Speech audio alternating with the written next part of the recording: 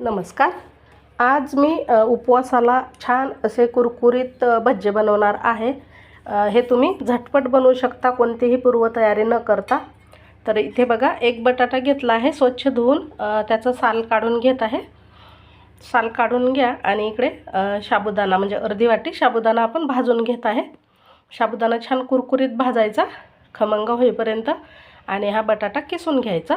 तर छोट्या किसणीने किसून घ्या, म्हणजे खायला छान लागतो.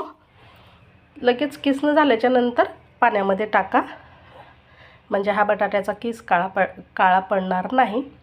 तर इथे बघा, साबुदाणा भाजून घेतला आहे. थोडासा हलका फुलका होईपर्यंत भाजून घ्यायचा. थंड झाल्यावर याची मिक्सरवरती पावडर बनवायची आणि त्याच कढईमध्ये तेलसुद्धा गरम करायला ठेवायचं.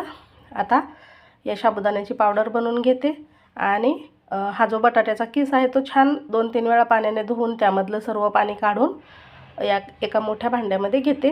त्यामध्ये थोडंसं शेंगदाण्याचं कूट टाकायचं, चवीनुसार मीठ टाकायचं, जिरं, हिरवी मिरचीची म्हणजे तुकडे टाकू शकता किंवा पेस्टही टाकू शकता. आपण तयार केलेलं साबुदाण्याचं पीठ आणि थोडासा भिजवलेला साबुदाणासुद्धा टाकायचा आहे, म्हणजे अगदी कुरकुरीत ही भाजी तयार होतात. आणि 1-2 चम्मच दही टाकलं तरी चालेल. तर आता हे छान असं भिजवून घ्यायचं. पाणी शक्यतोवर टाकू नका. आणि याचे गोल असे भजे बनवून घ्या.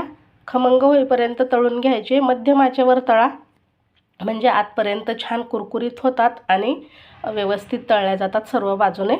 तर असे हे उपवासाला चालतील कुरकुरीत बटाटा भजी तयार झाले आहेत. एका डिशमध्ये काढून घ्यायचे आणि बाकीचे सुद्धा तळून घ्यायचे. तर कसे झाले हे खमंग भजी नक्कीच कमेंट करा. व्हिडिओ आवडल्यास लाईक शेअर करा. भेटू अशाच छानशा नवीन रेसिपीसह.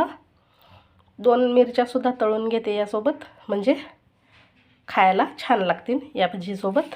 तर नक्की करून पहा आणि कसे झाले मला कमेंट करून नक्की सांगा. व्हिडिओ आवडल्यास लाईक शेअर करा. चला भेटू नवीन व्हिडिओमध्ये.